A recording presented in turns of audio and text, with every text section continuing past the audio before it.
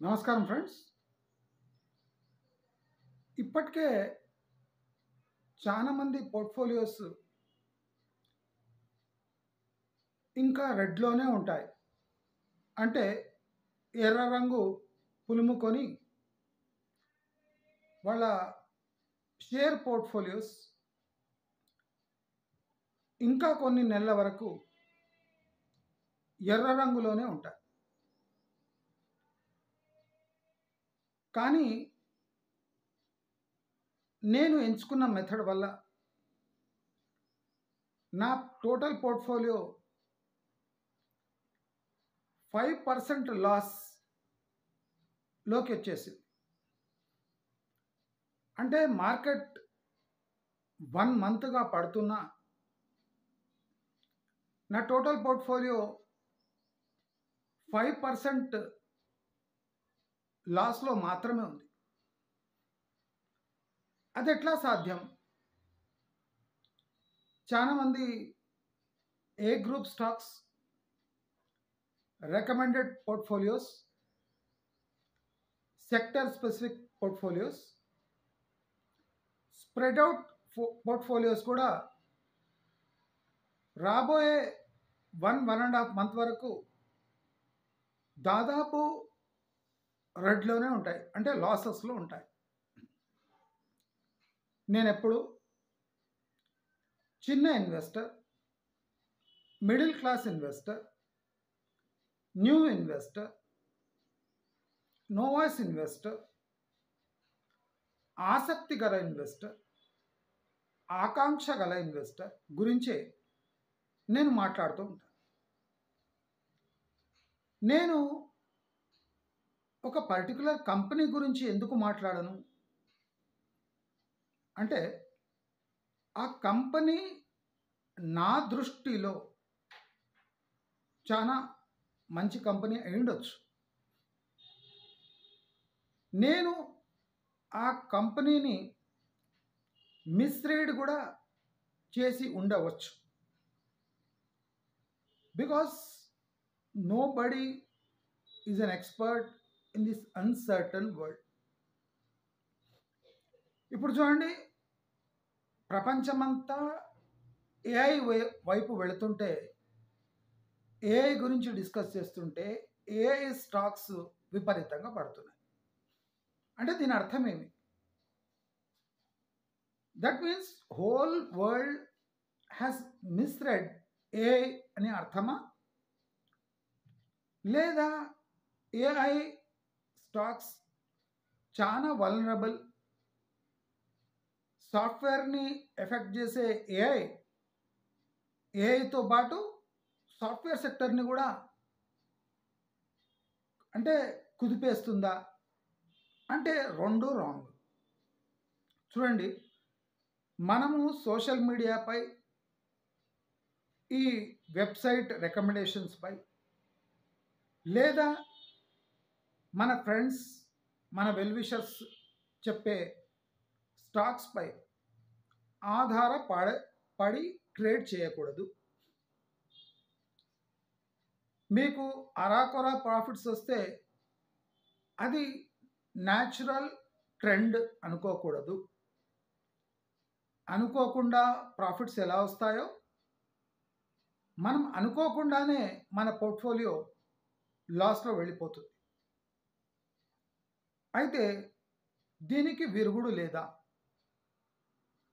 అంటే తప్పకుండా ఉంది. అయితే ఈ విరుగుడు మనను ఎంతవరకు సేఫ్‌గా ఉంచుతుంది? This is the burning question. నేను ఒకటే చెప్పదలుచుకున్నా. ఒక నెల పాటు, నెల 5 రోజుల పాటు కంటిన్యూస్‌గా పడిన మార్కెట్ జస్ట్ 2 డేస్ రికవరీ నుంచి నా పోర్ట్ఫోలియో -5%కి వచ్చేసింది. అది నాకు ఆశ్చర్యం కలిగిస్తుంది. నెల రోజులు కంటిన్యూస్‌గా పౌండింగ్ జరిగి టోటల్ క్లైమేట్ బేరిష్ ఉంటే పోర్ట్ఫోలియో 5% మైనస్‌లో ఎలా వస్తుంది? మార్కెటే 15% పైన పడిపోయింది. పోర్ట్ఫోలియో 5% లాస్లో 2 డేస్లో ఎలా వచ్చేస్తుంది? అసలు నాకే ఆశ్చర్యం కలుగుతుంది. దీనికి కారణం నేను మీకు ఒక వీడియోలో చెప్పిన, ఒకటి థార్న్ పోర్ట్ఫోలియో, ఒకటి స్ప్రింగ్ పోర్ట్ఫోలియో, ఇంకోటి cushion portfolio. Situation thorn portfolio దాటి స్ప్రింగ్ పోర్ట్ఫోలియో జస్ట్ దాటి కుషన్ పోర్ట్ఫోలియో టచ్ చేసి రివర్ట్ అవుతుంది. అంటే స్ప్రింగ్ పోర్ట్ఫోలియోని కూడా బీట్ చేసింది ఈ మార్కెట్. అంటే దానికన్నా కిందికి వెళ్ళిపోయింది, అంటే డేంజర్ జోన్లో వెళ్ళిపోయింది, కుషన్ జోన్లో వెళ్ళిపోయింది. కానీ కుషన్ జోన్లో ఎక్కువసేపు మార్కెట్ ఉండలేదు. ఇమ్మీడియట్లీ ఆ స్ప్రింగ్ సహాయంతో రివర్స్ అయింది. ఎంత రివర్స్ అయిందంటే 1 మంత్లో ఎంత దెబ్బ కొట్టిందో, ఏ పేషెన్స్తో మనం ఉన్నామో ఆ పేషెన్స్ యొక్క ఫ్రూట్స్ 2 or 3 డేస్లో మనం పొందగలుగుతున్నాం. అంటే దీంతో మనం ఏం అండర్స్టాండ్ చేసుకోవాలి అంటే, బయట ట్రెండ్ అవుతున్న న్యూస్, టోటల్ వరల్డ్లో ఉన్న బేరిష్నెస్, భారతదేశంలో ఉన్న జీడిపి కన్ఫ్యూజన్, మార్కెట్ రెగ్యులేటర్లో వచ్చిన సంక్షోభము, ఓవరాల్ ఎకానమీ చాలా అన్సర్టన్గా ఉండడము, అమెరికన్ టారిఫ్స్ వల్ల ప్రపంచం అంటే షేక్ అయిపోతుంది అని భావించటము, ఇవన్నీ ఓవర్ కిల్ అంటారు. అంటే మనము దాన్ని పెనుభూతంగా చూస్తున్నాం.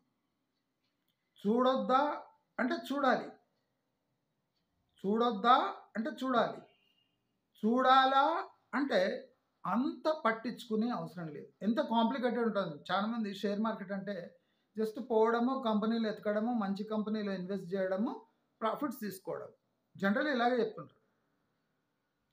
చాలామంది ప్రిడిక్టబుల్ ట్రెండ్స్ చెప్తారు.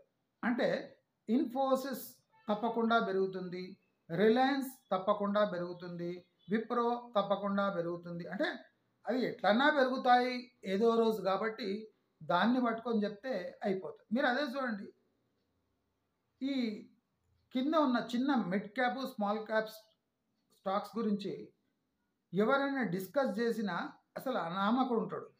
ఎందుకంటే he's taking huge risk by recommended those stocks. కానీ చాలామంది ఏ పోర్ట్ఫోలియోలో డిస్కస్ చేస్తుంటారు, ఏ గ్రేడ్ స్టాక్స్లో. ఎందుకంటే అవి సేఫ్ కనుక, ఏదో రోజు కనుక రిబౌండ్ అయితే ఫస్ట్ అదే రిబౌండ్ అవుతుంది అని ఏ గ్రూప్ స్టాక్స్ రికమెండ్ చేస్తుంటారు. కానీ ఇప్పుడు చూస్తే ఏ గ్రూప్ మేజర్ స్టాక్స్ ఉన్న పోర్ట్ఫోలియోస్ ఇంకా 1.5-2 months వరకు రెడ్లోనే ఉంటాయి. అంటే if you want to beat the trend, you should or you would have invested in small caps, mid caps and very small caps. అంటే వానిషింగ్ క్లాస్ అని ఉంటాయి కొన్ని షేర్స్, అంటే అది ఉంటాయో ఊడతాయో తెలియదు కంపెనీలు. అలాంటివి అవుట్ పర్ఫామ్ చేస్తున్నాయి ఈ స్ప్రింగ్ బ్యాక్లో. అంటే మీరు మార్కెట్ చూడండి, ఎక్కడ చూసినా ప్రిన్సిపల్స్ పనికిరావు, ఎక్కడ చూసినా గ్రాఫ్స్ పనికిరావు, ఎక్కడ చూసినా క్యాండిల్ చార్ట్స్ పనికిరావు. అంటే market has beaten all these things. Technical indicators, market indicators, economic indicators, trend indicators అన్నిటినీ బీట్ చేసుకుంటా పటాపంచలు చేసేసి మార్కెట్ కింది దిక్కు దూసుకుపోయింది. అది ఎంత దూసుకుపోయిందంటే అసలు అంటే మనపై మనకు భరోసా లేకుండా చేసే అంత దూసుకుపోయింది. చాలామంది టాప్ ట్రెండ్ అయ్యే ఇన్వెస్ట్మెంట్ అడ్వైజర్స్ సైలెంట్ అయిపోయారు. అంటే దెబ్బ కొట్టింది. ఇవన్నీ మనం భరించాల్సిందేనా అంటే కాదు. మార్కెట్ మనకు అనుగుణంగా కొన్ని ఆపర్చునిటీస్ ఎప్పుడు ఇస్తుంటుంది, ఎప్పుడు ఉంటాయి. ఆ ఆపర్చునిటీస్ని మనము కేర్ఫుల్లీ చెవులు ఇవన్నీ బ్లాక్ చేసి మన స్పెసిఫిక్ రిస్క్ను మనం తీసుకొని పోర్ట్ఫోలియోస్ రెడీ చేసుకుంటే మనకు ఎప్పుడు రిస్క్ మినిమం, ప్రాఫిట్స్ కూడా మినిమమే ఉంటాయి. అంటే చాలామంది రిస్క్ ఎక్కువ తీసుకొని ప్రాఫిట్స్ ఎక్కువ తీసుకోవడానికి పోయి, అంటే ఇవే ట్రెండింగ్ సబ్జెక్ట్స్ కదా, 500 పెట్టండి 5,000 తీసుకోండి. అందుకోసమే 98% పోర్ట్ఫోలియోస్ రెడ్లో ఉన్నాయి. పుట్స్ కాల్స్ తీసుకున్న వాళ్ళు అడక్క తింటున్నారు. అంటే మనము ఫస్ట్ మార్కెట్ని అండర్స్టాండ్ చేసుకోవడము అనేది వ్యర్థము. ఒకసారి ట్రెండ్ ఫాలో చేయాలి, ఒకసారి టెక్నికల్ ఇండికేటర్స్ ఫాలో చేయాలి, ఒకసారి కంపెనీ డిఎన్ఏ ఫాలో చేయాలి, ఒకసారి స్పెసిఫిక్ అడ్వైజర్స్ని ఫాలో చేయాలి, ఒక్కొక్కసారి స్పెసిఫిక్ న్యూస్ని పట్టించుకోవాలి, ఒక్కోసారి స్పెసిఫిక్ న్యూస్ని పట్టించుకోకూడదు. అంటే ఏం చేయాలి? ఏం చేయాలంటే సింపుల్ నేను చెప్తున్నా. ఒక 10 స్టాక్స్ తీసుకుంటే, ఒక 5 స్టాక్స్ తీసుకుంటే, ఒక 2 స్టాక్స్ తీసుకుంటే, దాని ట్రెండ్, దాని గుణగణాలు, దాని మూవింగ్ ప్యాటర్న్స్ ఒక్కసారి మీరు గుర్తుపట్టి పట్టేసింది అనుకోండి, మీకు టెక్నికల్ ఇండికేటర్స్, క్యాండిల్ చార్ట్స్ ఏవి అవసరం లేకుండా, ఎవడి అడ్వైస్ లేకుండా, టిప్స్ లేకుండా ఈజీగా మార్కెట్లో ట్రేడ్ చేయగలరు అని తెలియజేసుకుంటూ, మీకు ఇలాంటి వీడియోస్ ఇంట్రెస్ట్ ఉంటే లైక్, షేర్, సబ్స్క్రైబ్ చేసుకోండి. నమస్కారం.